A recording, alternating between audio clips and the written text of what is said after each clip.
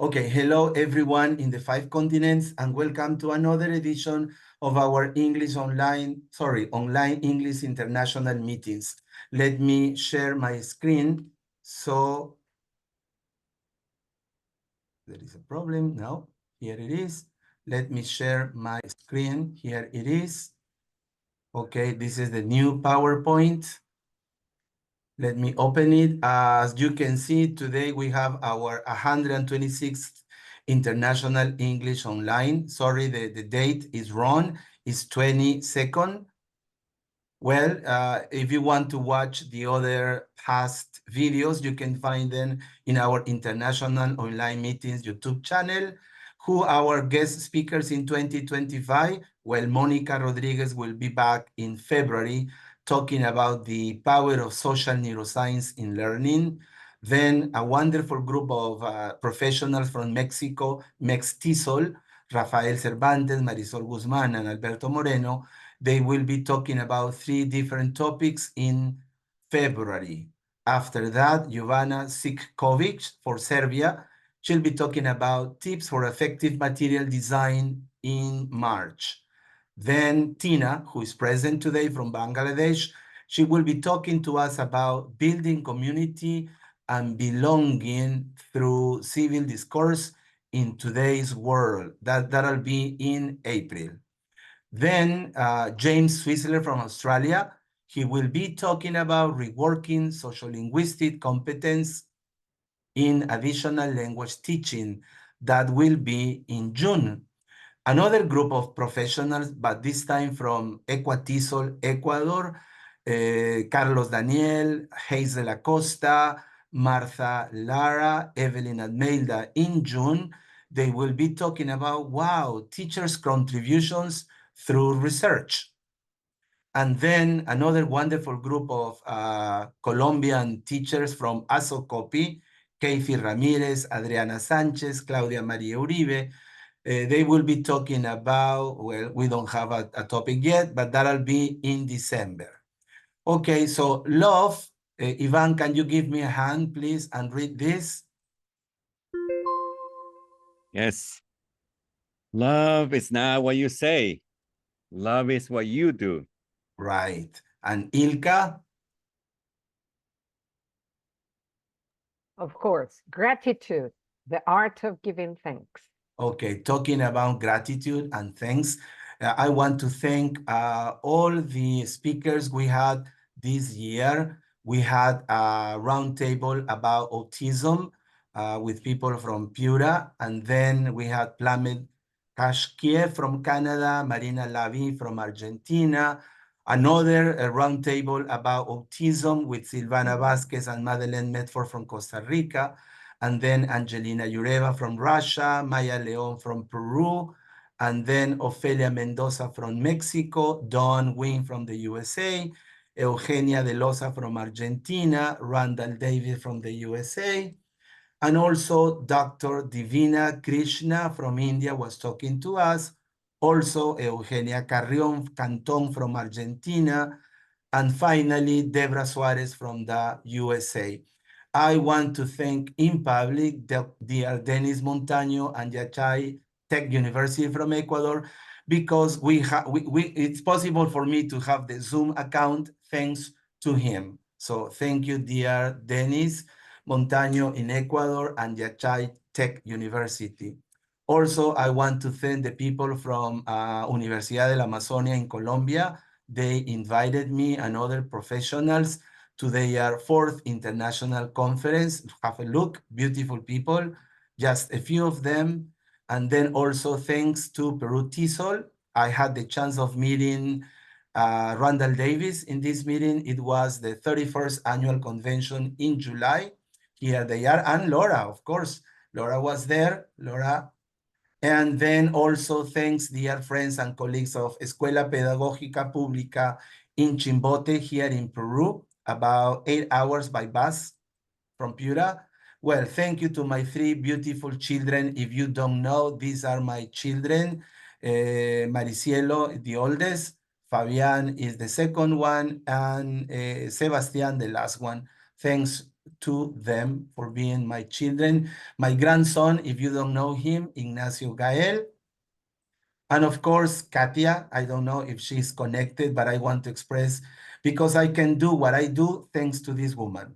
They say that always at the back of a great man, there is a wonderful woman. Well, she's around me. She's not only at the back. She's in front, next to me all the time. And of course, thanks to all the good friends and good professionals I have in the 5 continents. I never thought about having so many friends from all over the world. So thank you for your friendship, for your love, your attitude, and everything else.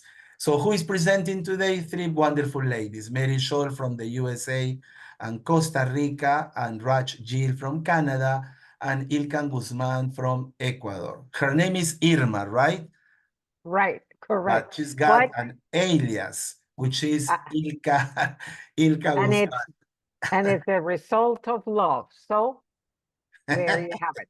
Okay, so dear Mary, Raj, and Ilka, the screen is yours, and thank you for everything that you are going to share with us. Our pleasure. I think Mary has some slides. Mary, do you want to start? Sure. Thank you so much. It is such a joy to be with everyone today. Let's see, let me make sure the slides are ready to go. There we go. Sorry, technology. Technology. So what we decided to do today is, oh wait, can everybody hear me okay? Let me just. Oh, yes. I have to check Yes, my audio. perfectly. We can hear you. Okay, great. Sometimes Zoom sets my microphone really low. I learned that recently. To double perfect. check. It's perfect. Okay, awesome.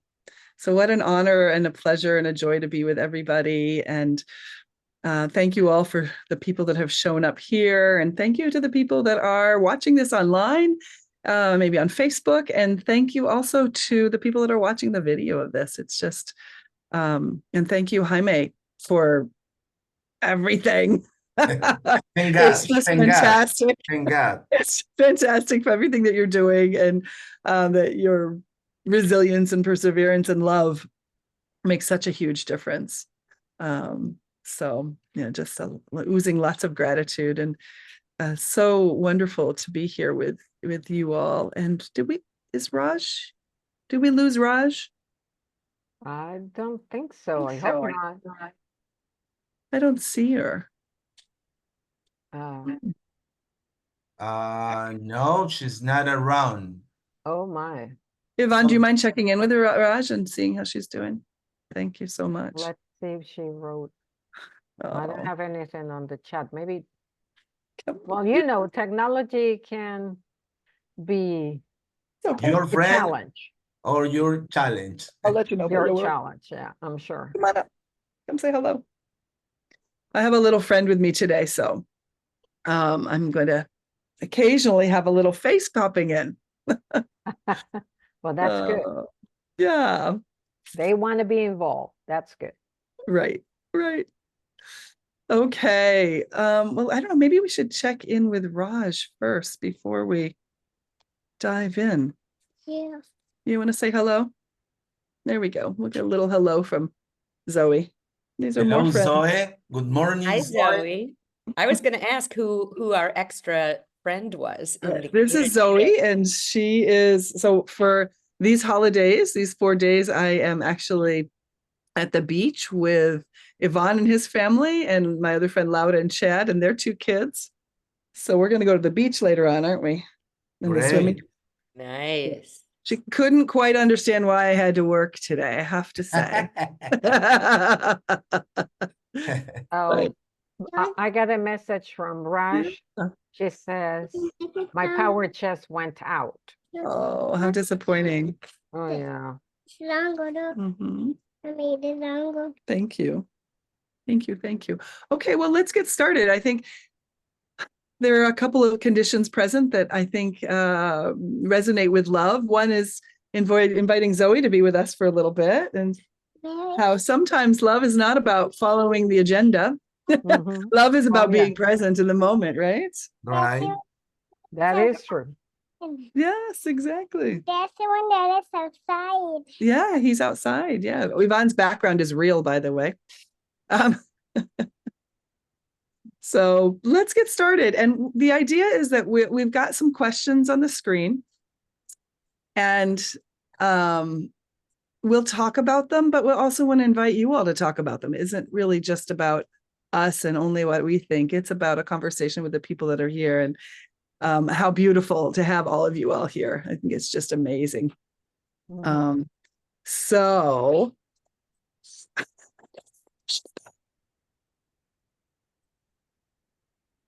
Yeah, love doesn't have an agenda. That's clearly, and I think that's something that can resonate to all of us if we can consider the teaching framework, okay? yeah, Because sometimes you plan a lesson, you plan a class, you have your activities and everything, but as soon as you get into your room, something happens, or you notice that there is a need and a specific situation that has happened within one of your students or all your students, and it's like the lesson plan just go out of the window because you have to deal with the situation.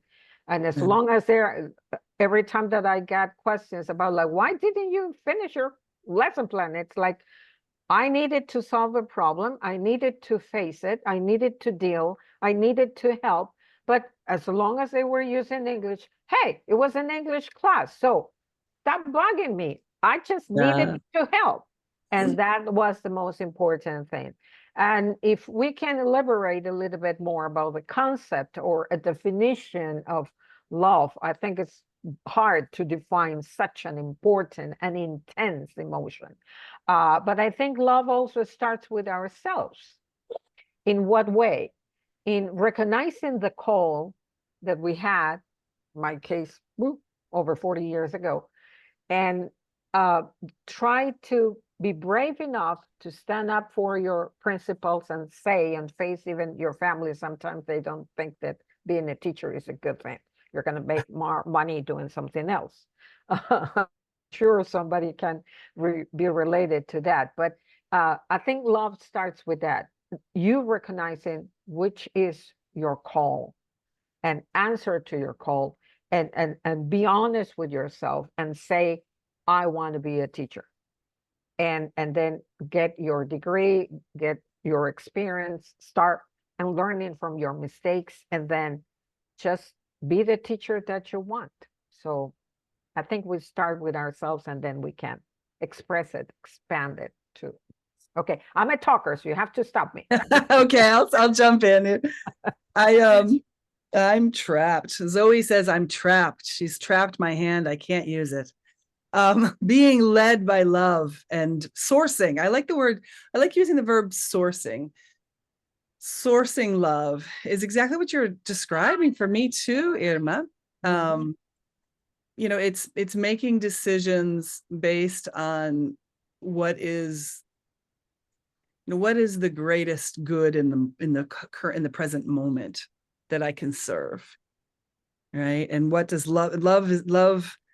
I have a little video I want to share with us that talks about. I feel like her name is Valerie Kaur, and she's a social activist in the United States.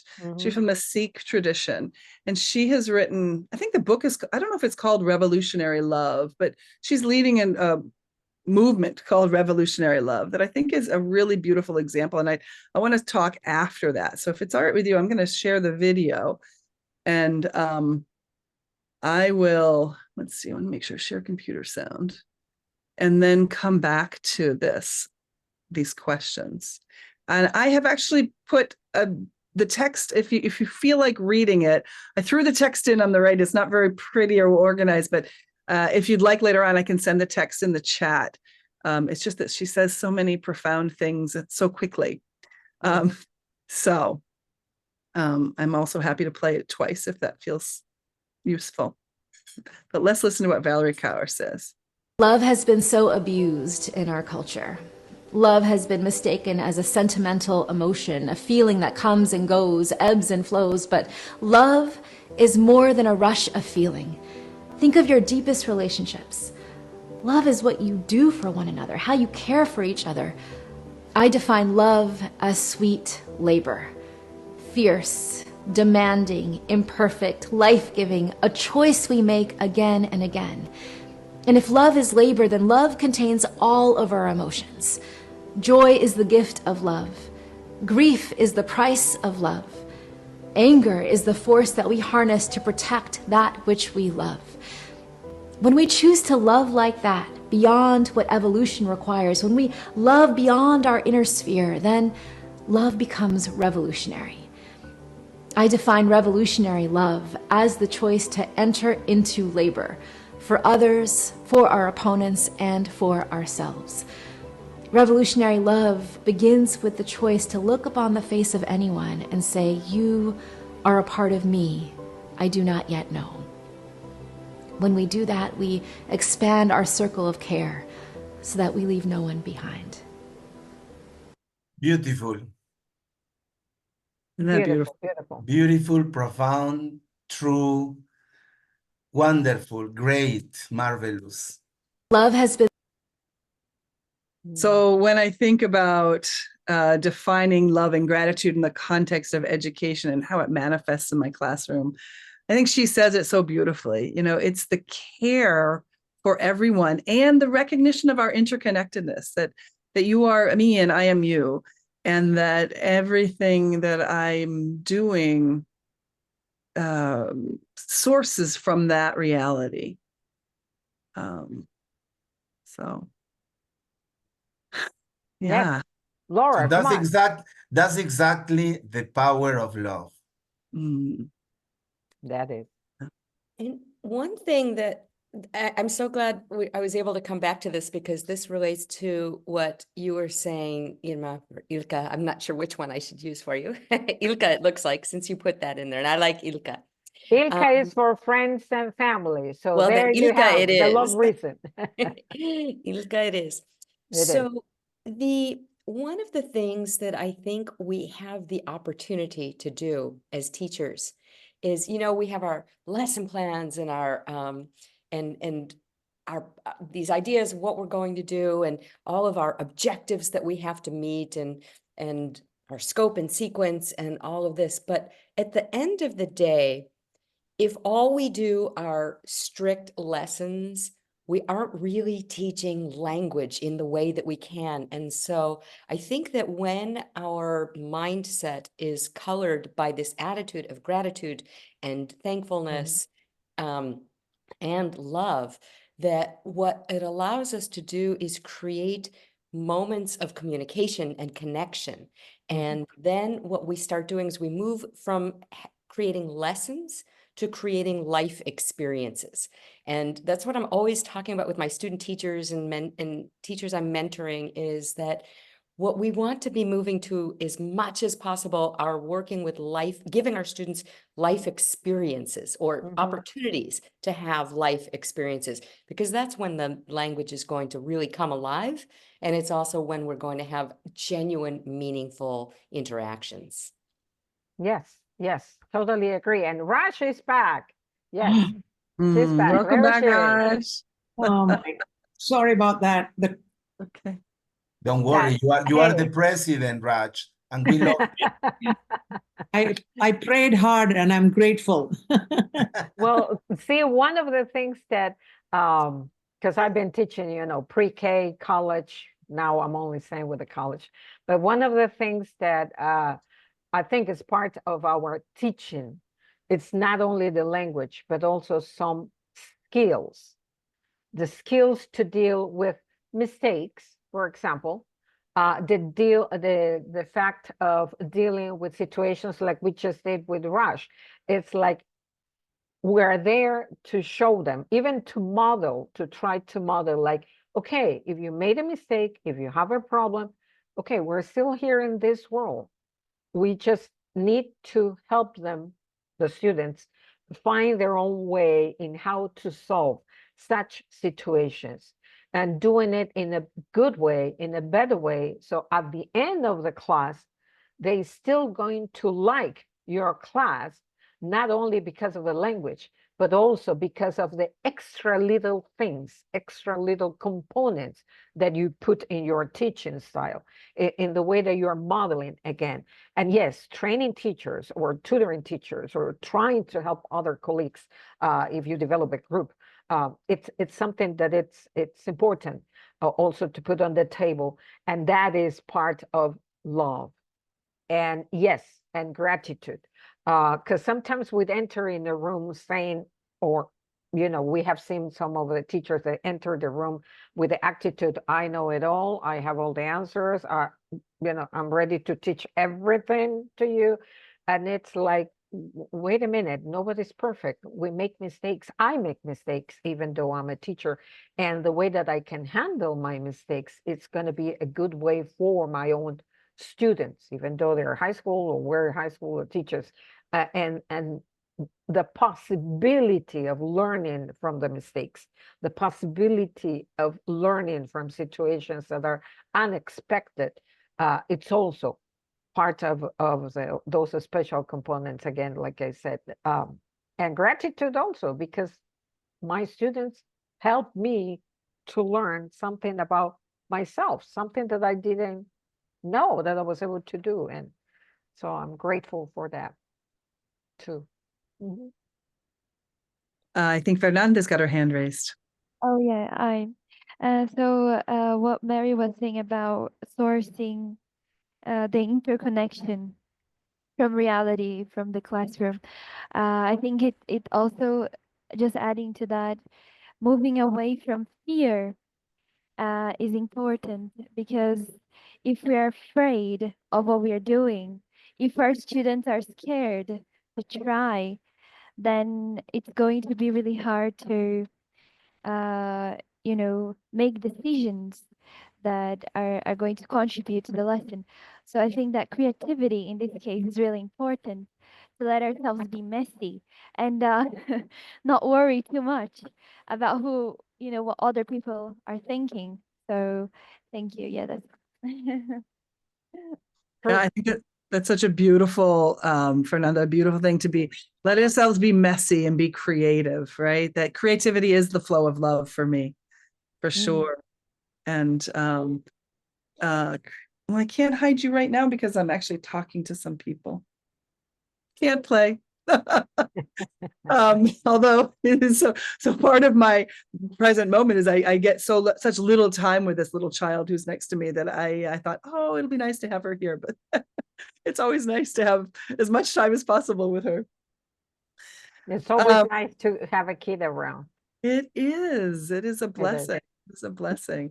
But I just want to add in that fostering love and gratitude, fostering a sense of belonging and community. Like when my students feel like they belong, they can become creative and they can let their creativity flow. When they feel like mistakes are not shame-based experiences in the classroom, when actually mistakes can be celebrated and become creative experiences, that is when I think that that's when I feel like, okay, we've got a community and we feel like we belong. So, and that is all based in love and gratitude. They're sourced from love and gratitude. Yes. I just want to add to the conversation here. It's a beautiful point to be authentic. Messy is seen as wrong, but messy is real sometimes. This is where I'm at. This is the essence of my experience in this moment. And if I can demonstrate that, then it gives others permission to be in that place of authenticity. Beautiful invitation. Oh, yeah. Okay, what if we move on to the next set of I questions? think Laura is ready to say something. Come on, Laura. Go ahead, I was Laura. only going to add one quick thing about errors, and that is something on the very first day of every class with students. I ask them the quick question. I do it as like a quick think, pair, share. And I ask them, can you learn a language without making mistakes? And they look at each other, they start looking at each other like, is this a trick question? And I ask them, no, really, I'm asking you, can you learn a language without making mistakes? And then they'll finally say no. And it's like, exactly, you can't. Your job is to make mistakes, lots and lots and lots of mistakes, because we can't learn unless you're willing to take that risk.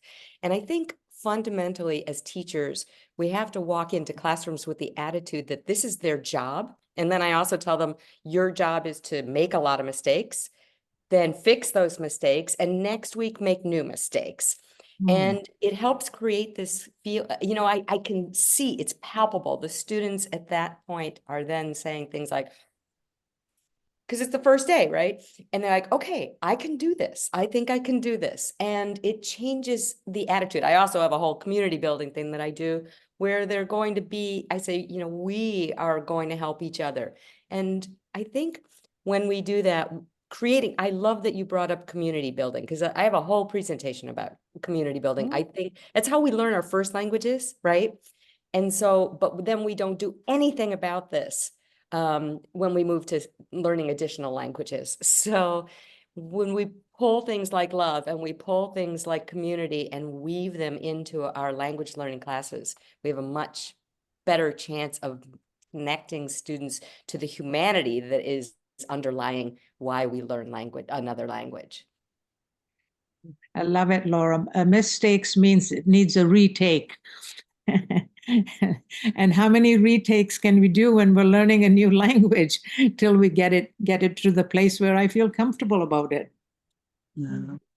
And so many cultures are imbued with blame and shame attitudes, and which makes it so hard to make a mistake in general. So I feel like, Laura, what you're saying, you're laying this foundation for, let's create an intentional culture in this classroom that might be a little different than the culture outside the classroom, unfortunately. Right? And part of that is really working to support people as they move through that blame, shame, mind and heart. So. And just adding another component, besides blame and shame, there is also another component, competition.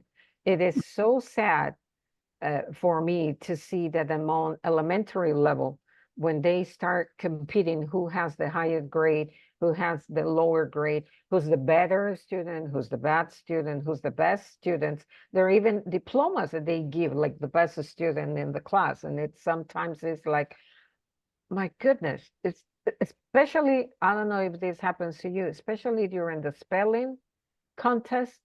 And it's like, for me, it's like, is everybody aware that there's only memory here? I mean, so sometimes try to avoid competition and the blame and the shame is not easy, especially if the institution is also involved in such traditional contexts or situations. And yes, and sometimes your supervisor or whoever comes around and starts looking at your class and it's like, you're doing it in a different way. But it's like, it's okay. I mean, we need to create a class. Yes, we're there for a job, to teach. But at the same time, that environment needs to be safe. So making mistakes is okay. And trying to learn from there is okay. And no, everybody is the best in whatever they're doing, because everybody's doing the best in the best way that they can. Maybe it's redundant, but that's my attitude. So if you have that attitude, then the students will feel it and they will be relaxed. Competition can be really, really bad in elementary level. So Thanks, Ilka. That's a beautiful segue into the next set of slides, right? Which is about practices. Right, it's a perfect segue. Before you go on, dear Mary, just let me, before you go on, let me remind the people who are here, like Roxy, Paola, Anthony Michael, Luz Gonzalez, Luisa Chavez, Gloria, Luis Bermudez, Ivan, Zulema, okay? If you want to talk, if you want to speak, just raise your hand and you will be able to express your opinions, your thoughts, okay? Sorry, dear Mary, back to you. Oh, that's wonderful. That's wonderful. So for this next set of questions, again, we don't have to answer all of them. They're questions to sort of stimulate stories and sharing and conversation. But sharing a specific moment when love or gratitude transformed your classroom or a learning situation. What are some intentional practices or rituals you use to create love or to source love and gratitude in your teaching? And how do you model love and gratitude with your students? What have you observed? So why don't we start out with Raj for this question? Raj, is there anything you'd like to share from these questions? Well, I think I was just listening to the other component, which is shaming, blaming, competition, the practice of collaboration, the practice of co-creating a classroom environment, an agreement about how we're going to work together, just demonstrating all of those, not necessarily as a part of the structure, but as a part of the way of being with each other. So that is the consciousness we are wanting to develop more of. That is the consciousness that we want people to harness, because with competition comes who's right, who's wrong. And that's what we want to also shift away from. So those are some of the starting places about how do I build a community of learners rather than a group of competitors. Yes. Ilka, would you like to go next? Oh, sure. Well, observing or just thinking in a teaching framework scenario. It's not easy because sometimes you get your students with all these traditions and they have learned that and they are expecting you to, give the best, the bad, the worst. But one of the things that always I tried to do, and maybe it was a surprise later on with the government, the official government started talking about the inclusion in our classes. And one of the days that I was reflecting about it, it's like, I think we have been doing and practicing the inclusion just because we care about our students. What do I mean? And this is a practice for class. If you have a student that has difficulties to hear, where do you sit it? In the back or in the front? In the front. So you ask him to come. If you have somebody that has difficulties with the sight, it's the same. And if you have students that have any kind of difficulties, you change the way of the chairs are distributed in the classroom. And that's when you start. First, including everybody. Second, making them know that there is another way of dealing with a class. 3, rearrangements, the chairs, the sitting arrangements, like you can find it in many, many different shapes. But you have to find the one that works for you and your students. When I used to have 42 students, it was kind of difficult, but not impossible. Everybody got a chance. One day, everybody sat in the first row. Then the next day, they changed it, so everybody was able to come in front. And I don't know what's with the idea of sitting in front, but everybody felt comfortable. And I think that's the most important thing. Then in another institution, working in circles, trying and being able to see the faces of everybody, having like a direct conversation with each of those students helps them first to be relaxed, then to start developing the sense of community that Laura was mentioning. So by the end of the first trimester, you had your group of students was a total different group from the one that you get in the beginning. And that, I think that's what we want. We want a group of students that are there because they like your class, because whatever they're doing, it's fun.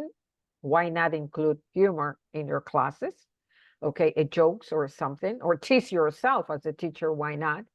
And at the same time, I think the most evident fact that I can share with you that love and gratitude was there and the students felt it and they develop it is at the end of the school year, if you're teaching adults or, young adults, they come And instead of being your alumni or former students, they become your friends and they start teaching, treating you like a friend, not as a teacher. It's like, Irma, I enjoy your classes and I'm going to stick with you around. And that's what you want. Practice in English, of course. They still have to practice English with me, but that's what we want. We want the feeling of like, I learned something, I learned a skill, and I'm grateful from what I learned and from what I discover about myself as a person. And yes, it was through an English class as part of a curriculum, but go an extra mile. That's what we want. Yes. Oh, thanks. Thanks so much, Ilka. I always call you Irma, but now I'm enjoying calling you Ilka. Yes, go ahead. Where Irma is the official name. Ilka is the nickname of my family and my friends know. So we're here among a family. So there you go. That's sweet. Ilka it is. That's sweet. Well, there's two things I'd like to share with you all. The first is a story from my own teaching experience. And it actually happened many years ago, but it really resonates with me still. And I recently, this past year, I had a chance to talk to the teacher in this story. And I asked her, I was like, do you remember this happened? She's like, yes, very much so. But this happened many years ago now, that I was running a TESOL certificate course, so a teacher training course at my site in Costa Rica.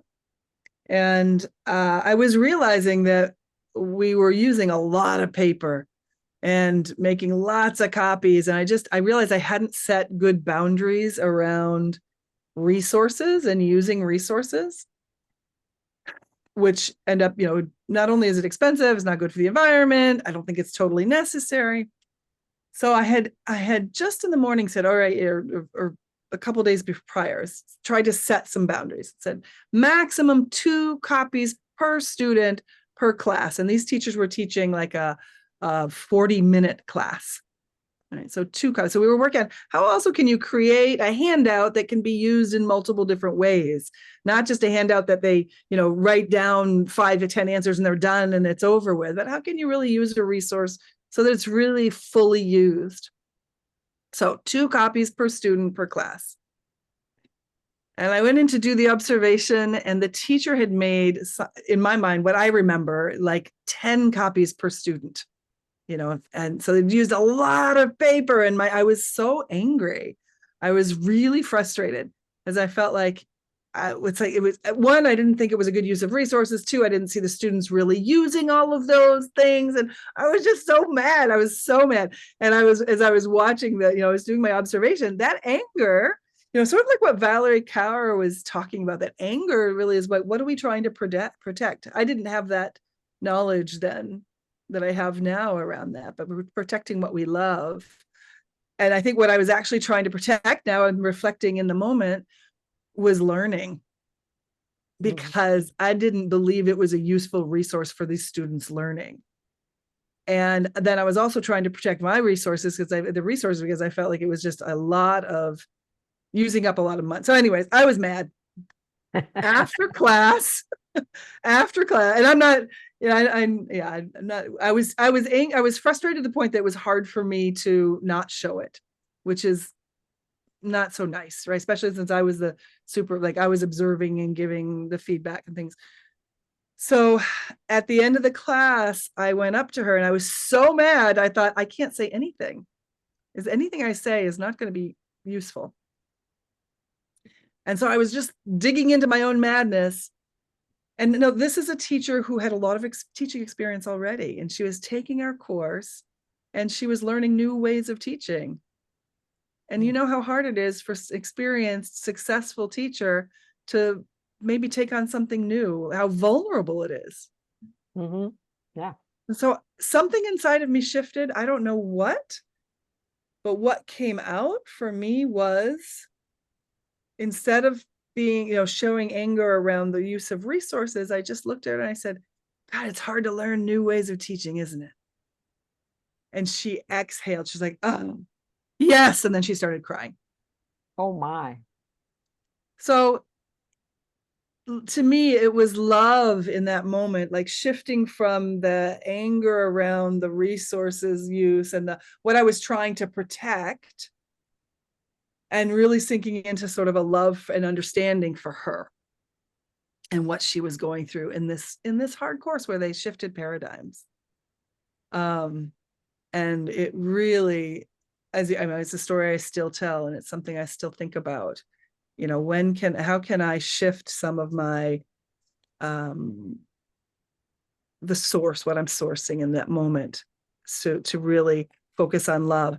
And I want to share with you something that I'm just starting to write about, something in the past, we didn't talk so much about love in the classroom in that way. Was it too soft, or it was too intangible, or you can't qualify it? And all we did was we set objectives, and 100% of your lesson time had to be focused on reaching objectives, which doesn't work for me. I love objectives, they're fine, but when I work with teachers, I want to say maybe 60% of your time should be focused on reading objectives, and at least 40% for whatever comes up, for community, for building, for creating, for connecting. Yeah. So what I want to share with you, the second one, which has to do with my sort of intentional practice, is something that comes from a Buddhist practice, and that I've been working on for 30 years and practicing for 30 years. And it's the quality of the heart. And I have never, I didn't grow up in a world that talked about, well, how do I figure out exactly what love is? Like, what is it that is love? Like, what is it? How does it work? You just do it. You just love. And so the qualities of the heart have given me some really concrete ways of seeing what I can be and do. And so the first one is loving kindness, metta. And metta is this attitude of unconditional goodwill and benevolence towards myself and everyone. And so it's really cultivating this loving kindness without attachment or expectation, and just wishing for the well-being or happiness, or goodness for everyone. Mm-hmm. And then the practice that goes with that is this, it's a blessings. I see this as blessings. May you be happy, may you be peaceful, may you be at ease. So when I'm in my classroom, I wish these for my students. Mm-hmm. I might not say it out loud. Many years I've never said it out loud. And I also, sometimes I don't say it out loud because it feels like it feels like it's expectations, and I don't want to put these on as expectations for my students. But it is an attitude. It's a heart experience of loving kindness. The second one is compassion. And I have to say that my mentor for compassion is sitting here in a beautiful red shirt. Raj has been the person that has really helped me explore empathy and compassion. So this with the ability to empathize with others, and then the desire to really create conditions to bring some kind of ease to others' suffering. And so we are recognizing the pain, responding with care, and practicing compassion, empathy and compassion, by recognizing how people might be feeling, what might they be needing, and then what can I do to contribute to their well-being. Mm-hmm. The third quality, I'm just going to go through quickly because I think there's lots of different voices today that I want to share, but this sympathetic joy, mudita, is when I find joy in your well-being and your happiness and your successes. And so this is a practice that directly speaks to what you're talking about, Ilka, with, in terms of minimizing the competitive, I'm better, I'm happy because I won. I can also be happy because you won. I can still have competition, but I can shift the energy in the room that, like, okay, we can be happy. I'm happy because somebody else won too. Like, that's okay and beautiful. It's a beautiful experience of the heart. And so when we overcome that sort of envy and jealousy, and we can really take on others' joys as our joys, trying to create that atmosphere and really help my students experience that in the classroom is beautiful. And then the last one, equanimity, which is upekkha. And upekkha is this balance of, and it's not, I don't see it as detachment. Sometimes people see this as being detached from life, but it really is a balance with what is happening, the desirable and maybe the undesirable, the comfortable and the uncomfortable of things that are happening, and remaining a degree of balance with that. And so that the way I try to practice that is being calm, like especially when something challenging is happening. Instead of sort of, let's say there's a fire.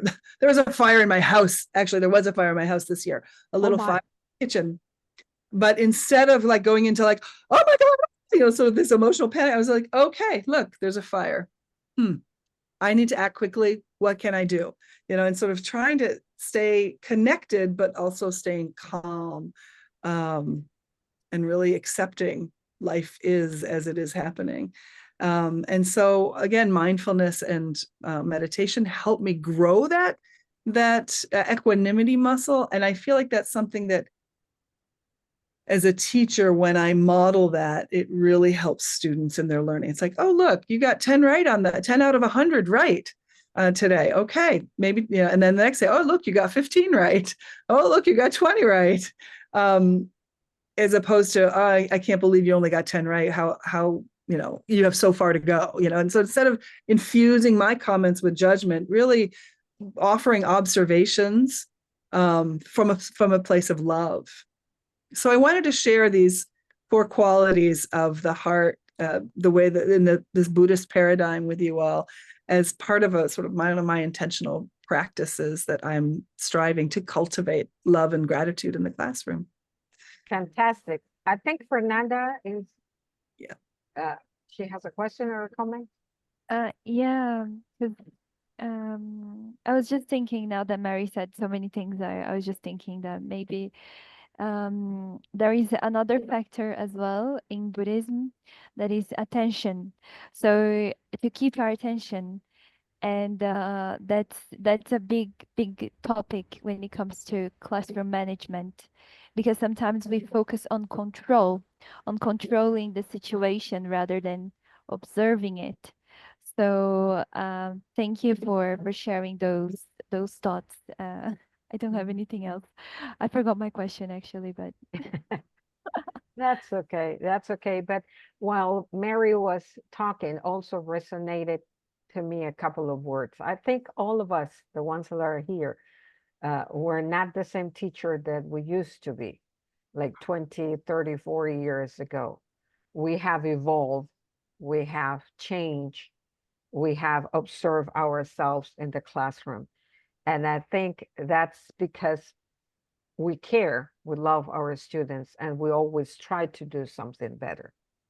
One of the big challenges that I had is, how can you develop trust in your students? How can they trust me? Not only as a teacher, being a fair teacher, but as a human being. How can they trust me? And one of the exercises, because I know there are teachers listening and sometimes we need samples or ideas or suggestions. One of the things that it was a huge lesson for me and how it helped my students at the end of the school year. This was a high school for boys. So how can you, I was wondering like how. So I tried to mix the writing and developing trust. One day I asked for a suggestion of topics that they wanted to talk about or write about. So I didn't give the topics. I let them make the whole list. And then I had, a plastic bag, a raffle of the topic. Everybody had to take the one of those little pieces of paper with the name of a topic. And by luck, they wanted to. And that's something that I repeated. I don't want to take too much time explaining. But at the end, and after all those practices, what I said was, okay, this time I'm not going to use a topic. You choose it, you write it. And if you want, you can keep it and put it on my desk. I will read it. I'm not going to read it because in the previous exercises, the writing pieces were peer correction, peer assessment, they noticed, so I never read it. But in this time, I said, if you want me to read it, only if you want me to read whatever you wrote, just put it on the desk and I'll read it. And I will probably make comments or suggestions or questions, but I'm not going to be great in it. But I want to know how good you're writing now. Okay. And my surprise was like, because I was thinking, oh, maybe probably 2, 3, 5. But at the end of that class, I had my 42 notebooks included.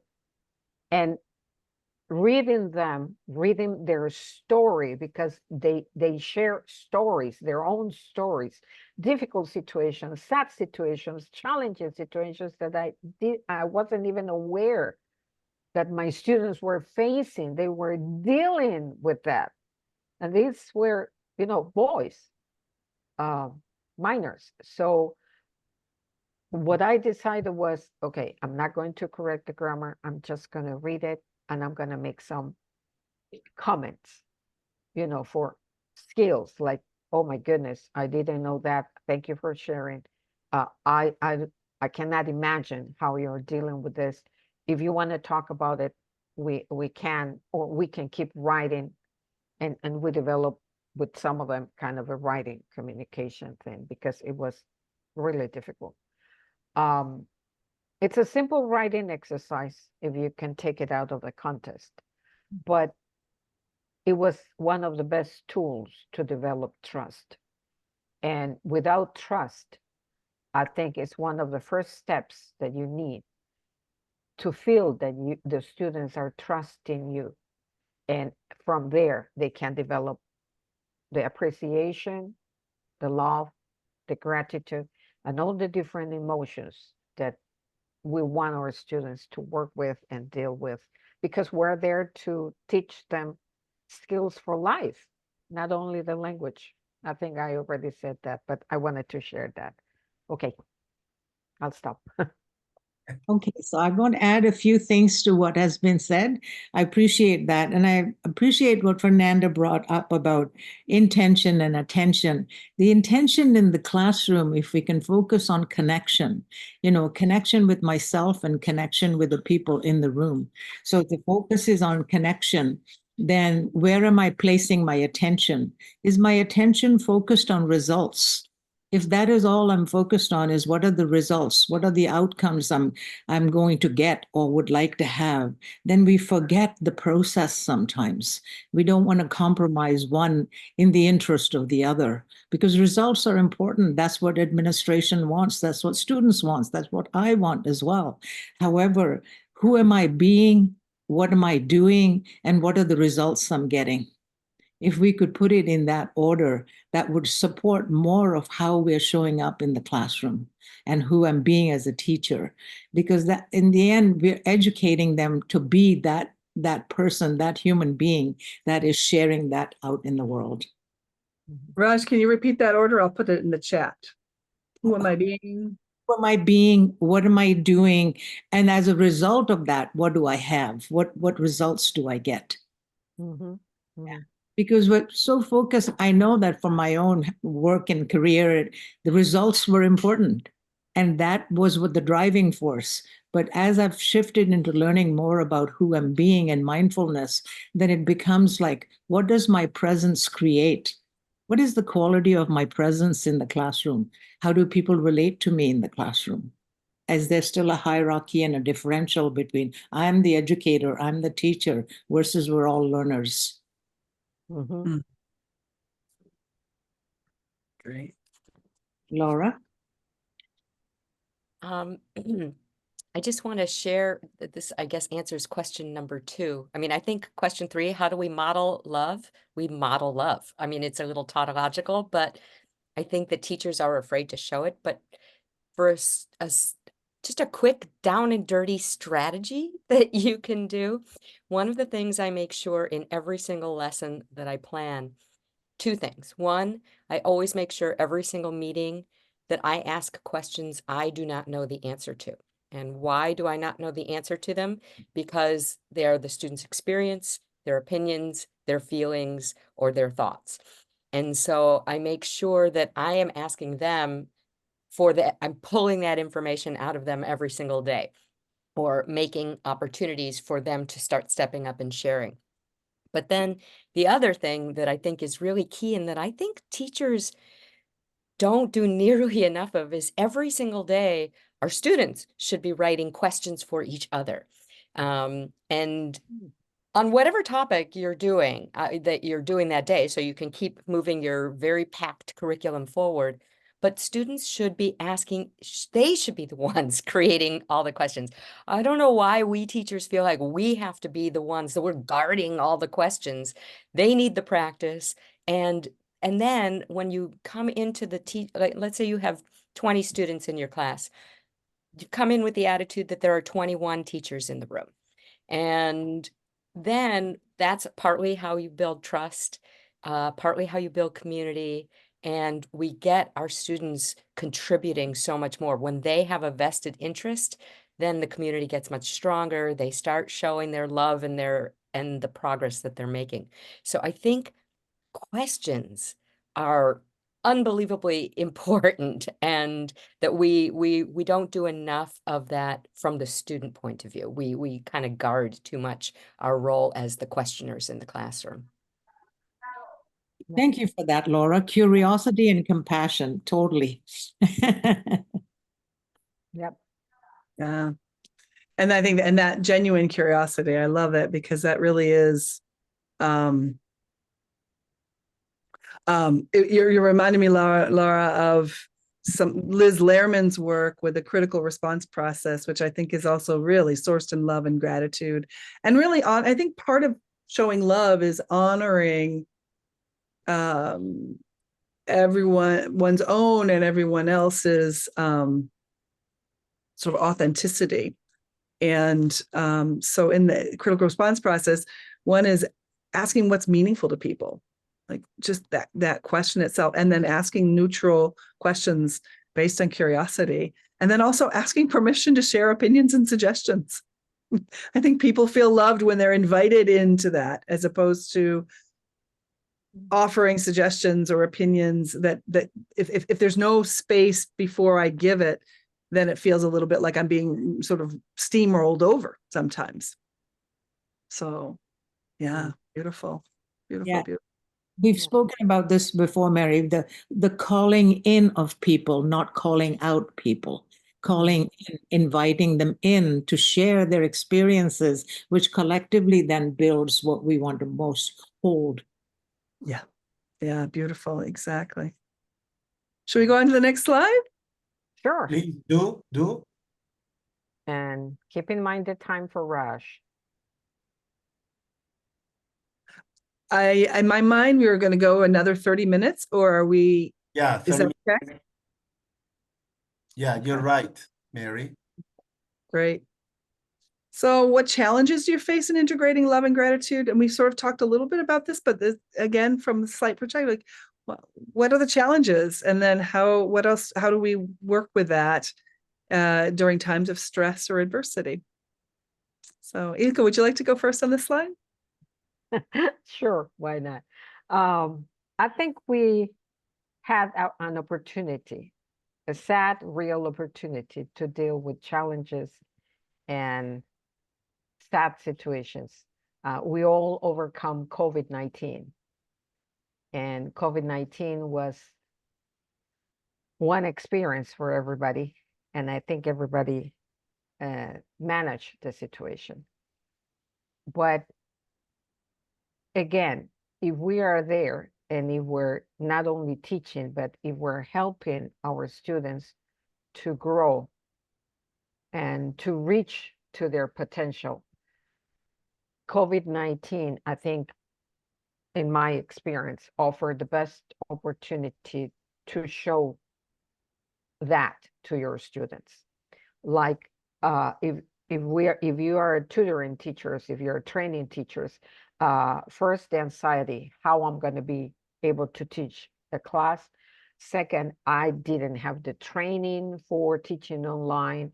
Third, I'm not a tech person for, I don't know all the apps and everything that it's going to be, that everybody needed to learn on the way. to actually teach. So first of all, listening to what the teachers brought, to all the different challenges, to all the different sad moments that everybody needed to face, but at the same time, keeping positive mind, positive attitude, and telling them, yes, you can teach that, you can support, you need to, find self-resources in order to still being able to continue with your job because they needed to keep their job. And at the same time, when you're transmitting that possibility of not being perfect class and not being perfect, be ready for the class, also to the students. So I think it was the best opportunity for a learning process in the two ways. I myself, was not ready for COVID-19. Nobody was. Students were not able to do it, but we needed to face the situation. So lowering down the expectations, trying to reduce the anxiety, helping them and showing them that you care for the students, that you were there to listen first to the difficulties that they needed to face, and dealing with sad situations, because I don't know if that happened to you, but sometimes I used to have 35 students, then the next class it was only 25, and the question was like, what happened to the other ones? And it's like, no, they're looking for a body because somebody died in the family. Those are situations that nobody was expecting, nobody was ready, nobody was trained to do that. And what can you do as a human being, as a person, as a teacher? You're there. You have to be there in so many, many ways. And I think, again, COVID-19 for me was a learning experience, was an eye-opener. It was the opportunity to see like, oh my God, I have the skills, but yes, I'm going to use English, but no, there are so many other components and elements that you have right there in front of you that you have to deal with. And love, yes, that's your best source. Because if you're care for your students, if you're care for their lives, their families, what's going on, how are they doing? Are they surviving? Are they able to find food? I mean, you need that love in order to share your caring for your students and be ready for the answer and try to build from there, being there to listen all the desperate situations. So yes, and I'm grateful to God for that opportunity, even though it was a devastating situation, but I'm grateful. First, my students were alive. Second, they were able to overcome. Third, we all learn from technology, even though it can be a headache, but we learn from technology. And we were able to be survivors. And now I think we can all share that experience. So I think that was my best challenge, my huge challenge. I think it was a challenge for everybody, for all the world. Yes, yes. Anybody else wants to jump in? Yeah, there are many people here. Nesbit, Sally Kuzma, Evelyn Lanao, Paola Ortega, Paola Ordóñez, Anthony Michael, Mayra Isabel, Marisela, Luz González, Luisa Chávez, Karina Flores, Ivania, Oh, Lilia Aparicio, iPhone, Gloria, DQJ. So you are more than welcome if you want to say something or ask something. If or there is share something. or what? Sharing your Yeah, or experience, share or give or apply. your own experience. So Okay, go on. Let's go on, dear Mary. Okay. I have one thing I want to share with you all that is a practice that helps sort of maintain love and gratitude. And I have it as a practice for others. You can also do it as a practice for yourself. And it has to do with appreciation. And there's 5 different facets that you could do just one of them, or you could do a couple of them, or you could do all of them. And there's 4 stages of appreciation here that I have. So the first one is just appreciating words of others. And so I want to invite you, if you'd like to try this with any of these as I'm talking about them, you think about somebody, you could put it in the chat if you have something you want to share in words, or you could just, hold it for yourself. But in appreciating words of others is identifying, the first step is always identifying a meaningful moment, a celebratory awareness, a needs awareness, an emotional awareness, and then a somatic awareness, like in your body, what's happening. So I'm just going to give an example here. And I want to appreciate some words from Jaime. Because Jaime and it's not just one particular word, he is always offering gratitude in the beginning and the middle and the end of these sessions. And what is meaningful to me today about that is when I hear that gratitude, Jaime, I feel like you're walking your talk, you're practicing what you're preaching, and you're giving me a reminder of how powerful that is. So that's what's meaningful to me. And it makes me feel, so the celebratory awareness about your gratitude words is that I just feel so happy. It makes me feel happy to feel your happiness. I have that sympathetic joy for you. That's beautiful. That's beautiful. Yeah, my needs awareness, like what needs do I get met when I hear Jaime share gratitude, is a need for awareness is being met, a need for shared energy, shared joy is being met, and also a need for energy, like your joy gives me energy. Emotionally, when I think about your sharing gratitude, this is somatic. I feel a smile coming onto my face, and I feel a warmth in my heart. So I feel that I'm going somatic awareness before my emotion. And I feel touched. I think that's how I'm feeling. Right. So going through these 5 stages, meaningful moment, celebratory, needs, emotional, somatic, gives me a chance to get different facets of this appreciation. And you can do it with words, you can do it with actions, you can do it with somebody else's accomplishments, and also something that with people bring that we haven't really noticed before, like noticing what I haven't noticed. And so this is a practice for me that I can do myself, or I can invite my students to do one or a piece of those, that I think, especially if we've empathized and around the stressful moment, if there's something stressful going on and we connect on that and we acknowledge the stress, one way to move after we've acknowledged and empathized is to move into this kind of gratitude and appreciation practice. So that's one thing I have to offer. Paola. Yeah, Paola Ortega in Bolivia, if I'm not wrong. Hello, Paola. Hi, good morning. Well, Good here is the morning, morning, so good Paola. morning, Welcome. everyone. Talking about challenges, I think that one of the speakers mentioned the students feeling supported and how to gain their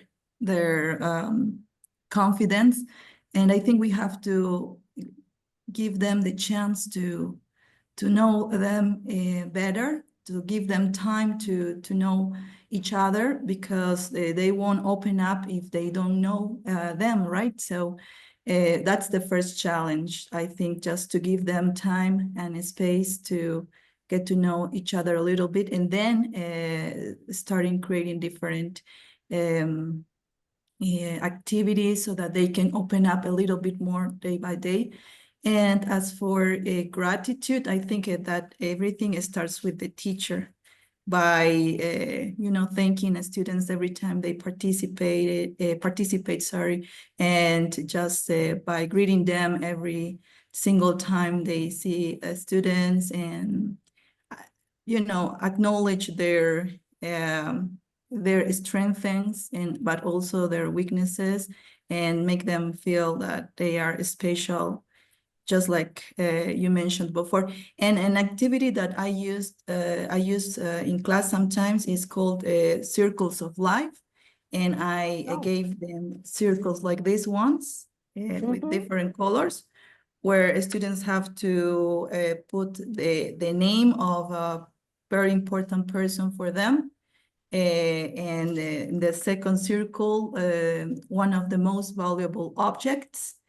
And then in the third one, a number that represents something important to them too. And then they just,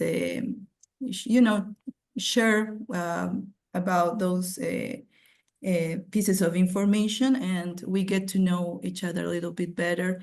And there were times where students open up a lot, and we had we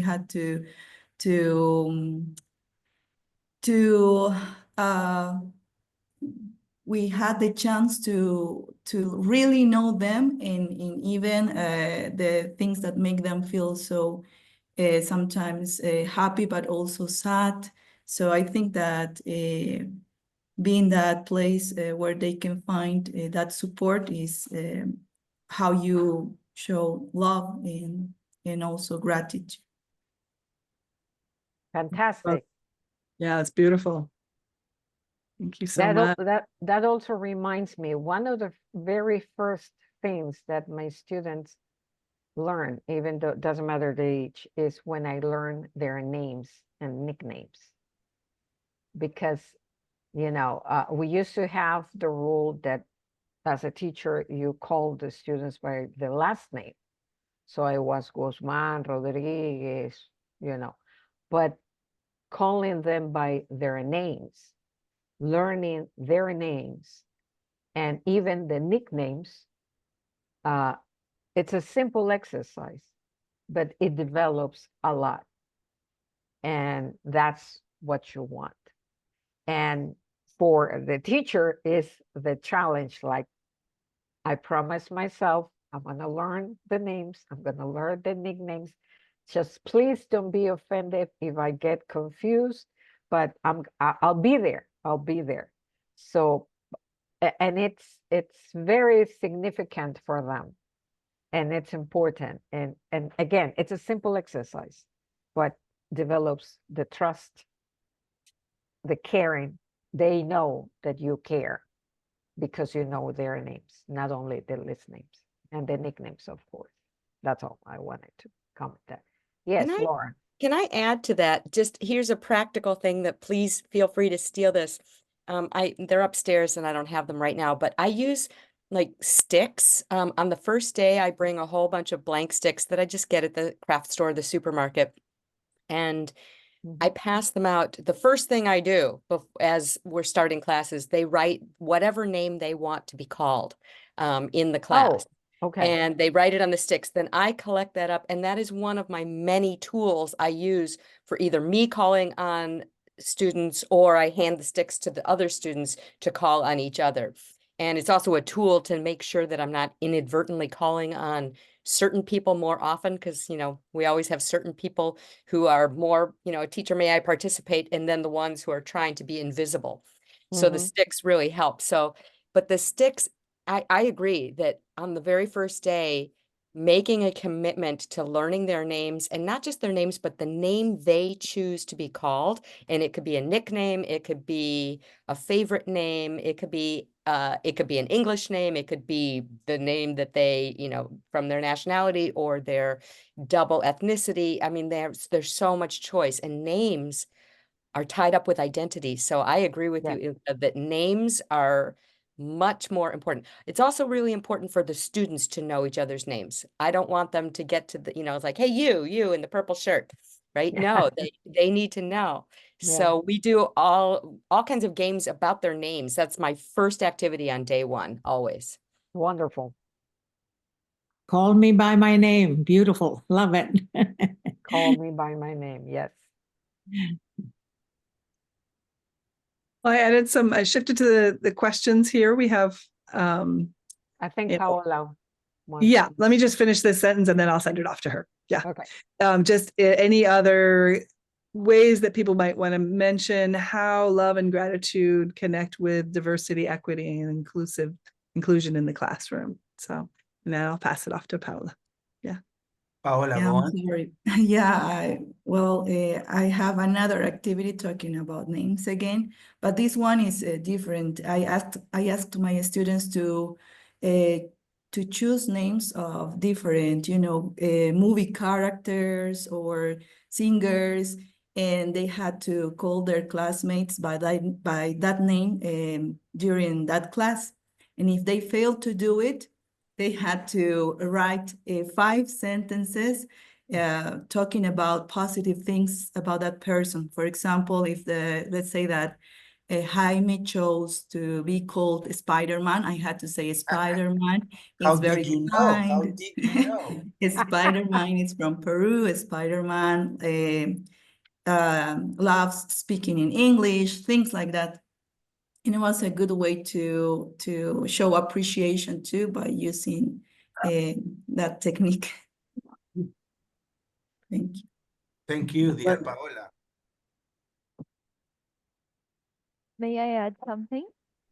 I think that one thing I've learned throughout my experience, well, now in Colombia, is that if I want to explore the relationships with my students, I have to let go of certain prejudices that I have in relation to how I should go about the interaction itself.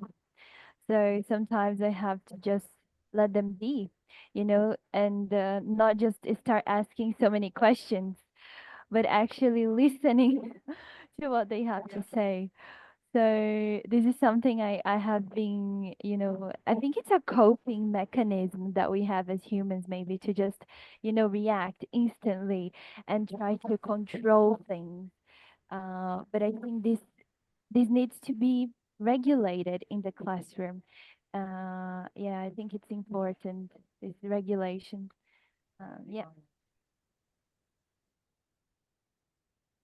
Yeah, absolutely. And learning about self-regulation and co-regulation is really I think it's an important tool. And one thing we didn't really talk about in these slides and these questions, but learning to become trauma-informed educators, I think, is a really important part of our work in the next, like today, and then the next 20 years. It's sort of the next layer of work that we need to do, and that sort of learn self-regulation and co-regulation when something stressful comes up or when there's something unknown and different. How do we do? I think that's a really important part of our work. So thanks, Fernanda.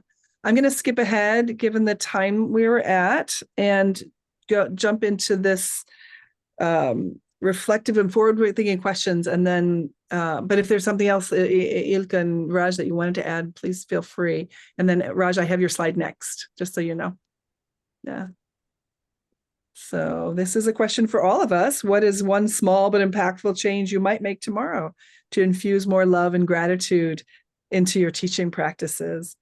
And how has this conversation today influenced your perspective on the power of love and gratitude? So once again, please, dear friends and colleagues who are present here in this meeting, please raise your hand and feel free to speak up and say what you think, what your beliefs, your ideas about this reflection. Anybody, please? Karina, Luisa, Luz, Marisela, Mayra, Anthony, Paola. Anyone? Ivan. Yeah. Ivan. Yeah, here. Ivanhoe. Oh, thank you so much.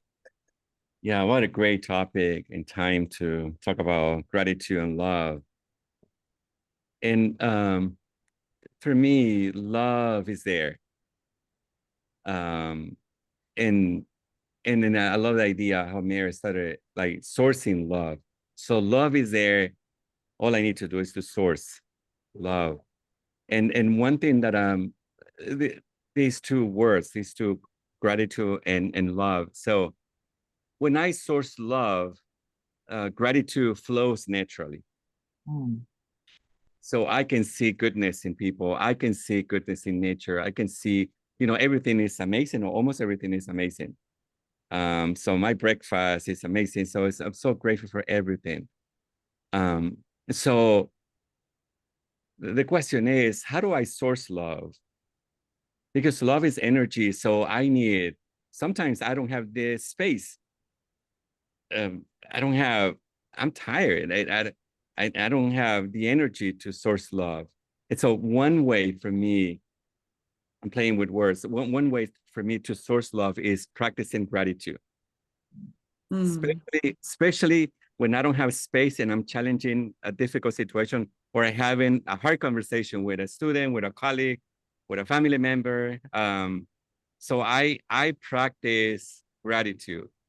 I need more energy because I need to do some practice, like practical tasks. I can bring gratitude, and then I source love, and then I have that hard conversation, or I face that challenge with love and gratitude. So I receive gratitude when I source love, and I understand goodness in everyone.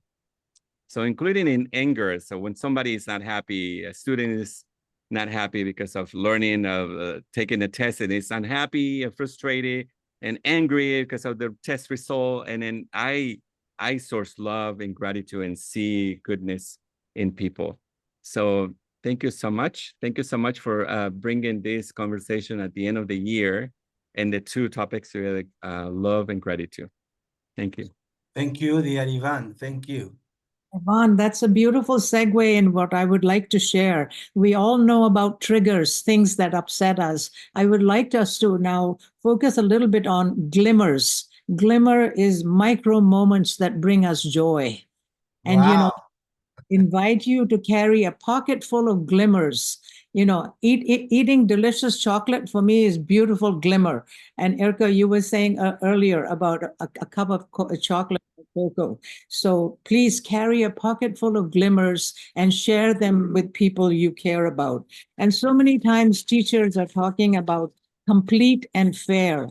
A practice of gratitude and love is not complete till you include yourself in it.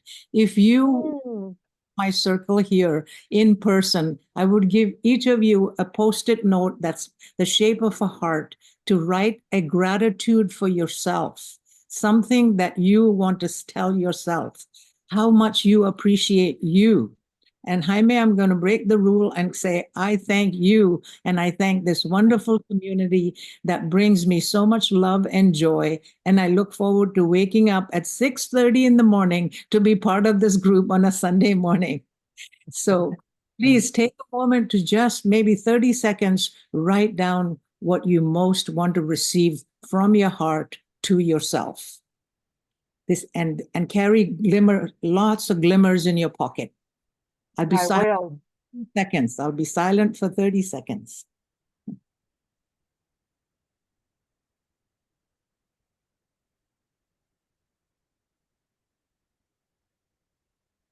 Good morning, people I am talking to you from Panama. Thank you once again. What I want to say is the wise people listen and learn, and I am on it. I can say that I can demonstrate my gratitude, just telling you thank you because you're sharing your experiences. We have different customs and traditions, even different kind of methodology to teach, but it is very important for me to learn from you because you are on the top, I think, because talking about Panama, I think we have to be better every single day. That's why I try to learn as much as I can. And what I said, how it influenced my perspective is to learn from you, to be grateful for every single thing I have the opportunity to teach every single day to my students. Thank you very much. Thank you, dear Luz, for your beautiful and sweet words. And for your time here. Yeah, for your time here. Evelyn Lanao in Lima, Peru. Briefly, please. And I think Okay. Luis Bermudez too. I'm going to try to be brief. Well, I am deeply grateful to Jaime and, well, this beautiful community for, the countless message and experience and insights that all of us, well, you especially have shared on the importance of teaching with love and gratitude and kindness. And I think that it will make a great impact on us, on our teaching experience, on our teaching methodology, on how to build and foster gratitude, trust in our students. It starts only with love. Thank you very much. Thank you, dear Evelyn. And Zulema in Bolivia.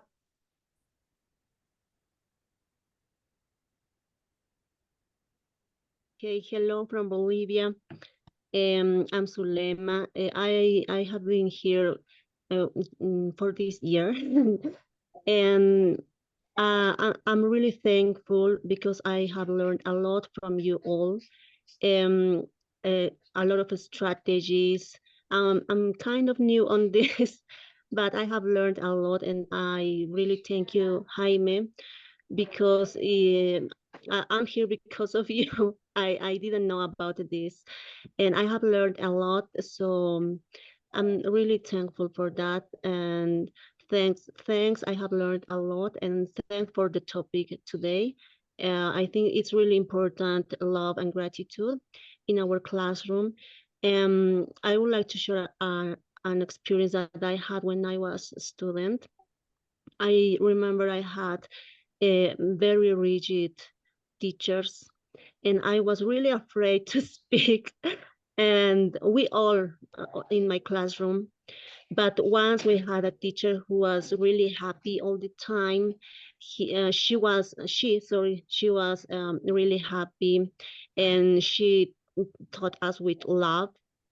And in that moment, I just start to speak, and that was, I think that it's important. Love, teach with love, as you said. So thank you very much. I will consider everything because now I'm a teacher, and I will consider everything that I have learned from you all. Thank you very much. Thank you, dear Zulema, for your words and your ideas and your thoughts and your presence, dear Zulema, because you could be sleeping, resting, watching TV, but you decided to be here. Thank you so much, Zulema. Back to you, Mary. All right, we have one more slide that Raj wants to share. So I'm going to pass it off to Raj. Yeah, I just really would like to, Jaime, would you please read this quote for us? May your walls know joy. May every room hold laughter and every window open to great possibility. Mary Ann Radmacher. Yeah. Thank you for reading this. And with this, I would like to light a candle so that your light shines bright as you go into 2025. It's been my pleasure to be part of this community, to learn, to share, and to contribute. With great joy, I wish you all the best for this holiday season. Merry Christmas and Happy New Year. Back to Jaime. Thank you, dear Raj, Mary, Irma, and everyone in this community. I haven't participated that much because I didn't want to cry. I'm easy to cry.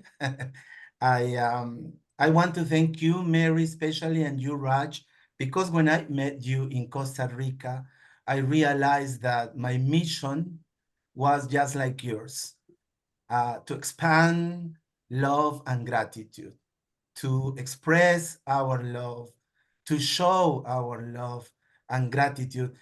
When I walk with my partner in the street and I see a cat, I say, "Hi, cat. Hello, how are you?" And she gets angry and says, "Why are you saying hello to the cat?" And she doesn't realize, and I guess many people don't realize, that we can see.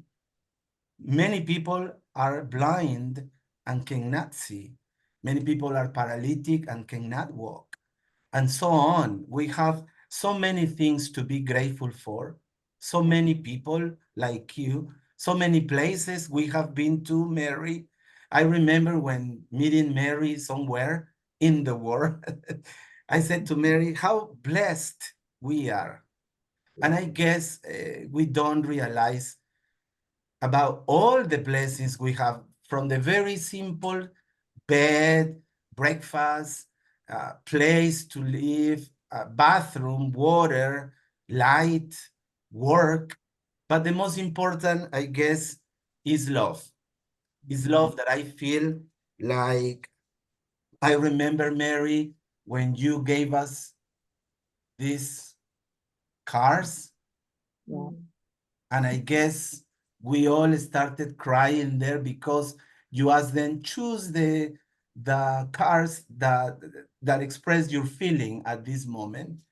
And then you showed us these cars saying, find the reason why you feel like that. And that is so, and it's been like 11 years since then, Mary. And I learned that there is no one superior, there is no one inferior, and that we are all the same. The only difference is how much love we give, I guess, or how grateful we are. So thank you, dear Mary. Thank you, dear Raj. Thank you, dear Ilka. And thank you, dear Andrea, Paola, Zulema, Ivan, Luis, Fátima, Gloria, iPhone de Lilia Aparicio, Ivania, Karina, Marisela, Marlene, Mayra, Anthony, Luz, Paola, Evelyn, Sally, Nesbit, Laura, Joanna, and everyone else in Facebook Live for this beautiful moment. I don't know if you want to say, if somebody wants to speak or say something before Mary, Raj, and Ilka say goodbye. Anybody else here? Well, Nesbit says thank you. Well, I guess nobody else. Hey, Jaime, I just want to say one. Oh, Please go on, dear. okay. I just Ivan. want to say, expressing my gratitude to you, dear Jaime, for everything you do. You know, like it's not only the day when we get together, it's like creating the Zoom room, creating the flyer, the information, sharing, requesting us to share. So thank you so much for what you do and the impact you are having in our lives. So thank you so much. Thank you, dear Ivan. Look at my eyes. Thank you. Thank you. They express all my love. Thank you so much. There was somebody else, I guess, who I wanted. think Paola from Bolivia. Paola from Bolivia. And Luis Bermudez, I think. Well, And thank Luis you. Bermudez from Ecuador. Yeah, well, I just want to say thanks to the speakers. Today's topic was really moving and I loved it. And well, thanks for this space where we can share our experiences in the classroom, but also we can get to know each other better. And I think that's what love is all about, to, you know, collaborate, support each other, and try to grow together. So thank you, everyone. Thank you, dear Paola. And let me share what Sally wrote. This is beautiful. I feel like I stepped through a portal into a realm where people really care deeply about the weaving of love and gratitude through our teaching and learning. Yeah, welcome to our space. As Deborah Suarez said a couple of weeks ago, this space is like sitting in the kitchen or lying in your bed and talking to friends, not the masters, not the PhD, not the book writers, but vulnerable human beings. Thank you. Thank you. Thank you for your words. Thank you, Paola. Well, now it's time to say, I guess, the final words today. We will start with you, dear Ilka, Oh my alias, alias Irma. Irma. That's the official name, but that's okay. Well, thank you. Thank you. Thank you. And thank to God first because keeps us alive. And being alive, that's a blessing because help us encounter human beings such you all. I love to learn always something new. And here is the best place. And I'm really grateful for that, Jaime, because you created this community. And you're always, like Ivan said, you're always taking care of the details. And that is wonderful. That shows your love to all of us. And talking about love, I didn't bring a candle, but I brought one of my favorite pillows. I hope you can read it. Please It's send it to Piura, Peru. Okay, I will. It's a heart shape with the most important word, which is love. And that's what I wish you all. My blessings, my love, my gratitude to all of you along all this year and the previous years. And God bless you, especially you, Jaime, that Thank you you. had this idea and you develop it. Kisses to all. Happy holidays. Happy holidays. Thank you, dear Irma. And you just remind me that it's been like in next year in April, it will be 5 years. Wow, that's incredible. Yeah, time flies. 5 years of love, gratitude, sharing, compassion, and wow. I And can't. learning from each other. Yes. Dear Raj in Canada, the president of our community. Thank you. Thank you so much. As I say, may your light shine bright and may we continue to spread love, joy, and learning in the world. And this is just a beautiful model of that whole process that you have offered us globally. And I'm grateful for all of you for being part of my life and wish you happy holidays and Merry Christmas. Same to you, dear Raj. And finally, one of the people I admire the most, and I am grateful to you, dear Mary Scholl. All right, thanks. I've put it in the chat what I'd like to share with you all. It's a blessing for teachers, harvesting love and gratitude. It comes sourced from the work of Robin Wall Kimmerer, which actually comes sourced from her community or indigenous community, and it comes from the rules for harvesting. So may you approach your students with reverence and love, knowing the unique gifts they bring to your care, that you may nurture their growth as they nurture your purpose. May your heart be open and humble as you introduce yourself, not just as a teacher, but as a learner, holding yourself accountable as one who seeks to inspire life with love. May you always ask for their trust and curiosity, listening deeply to their needs and abiding by the silent answers they offer through their presence. May you honor balance and harmony in your work, never demanding the first spark of brilliance nor the last ounce of effort, taking only what each student can give at their own pace, and offering back wisdom that meets them where they are. May your guidance be gentle and intentional, teaching in ways that minimize harm and leaving room for their voices, ideas, and dreams to flourish out of love for the boundless potential within them. May your lessons be given with care and respect, and may nothing shared in your classroom go to waste. Your love sees the sacredness in every word, action, and moment of connection. May you share your knowledge generously, knowing the joy of giving from a place of love, and may you receive their questions, growth, and gratitude with equal grace. May you give thanks for the gift of teaching, returning your energy and passion and reciprocity, for all the light your students bring into your life. And may the cycle of love, gratitude, and learning sustain you as it sustains all who teach and guide others with an open heart. Wonderful. So let's keep an open heart, please. Let's keep an open heart to everyone in the world, no matter where you are from, no matter the complexion, no matter the religion, no matter nothing. So thank you everyone in the 5 continents. It was a beautiful year, and I hope that you have a wonderful Christmas, beautiful new year, and a better 2025. But remember, we need to work for it. 2025 won't be good if we don't work, if we don't study, if we don't give love, it won't be good. So have a nice weekend, end of the week, end of Sunday, sorry, and see you. Just to remind you, let me see if it works.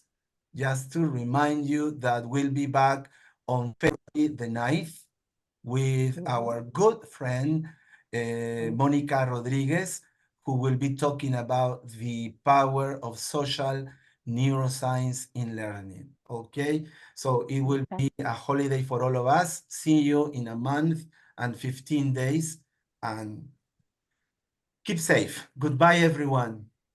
Bye-bye. Be safe. Blessings. Happy holidays. Blessings. Happy Bye. holidays. Bye. Fireworks in Costa Bye-bye. Rica. Fireworks. Yes. Bye-bye. Christmas for everyone. Thank Happy you, New Year. Mary. Thank you, Raj. Thank you, Ilka, Laura, Anthony, Luis, Sally. Goodbye, Zulema, Evelyn, Marlene Aponte, Sally Kuzma. Thank you, Zulema, Paola, Ivania, Mayra, Joanna, Fatima, Marisela, and thank myself. I appreciate it. Thank you. Thank you. Goodbye. Goodbye.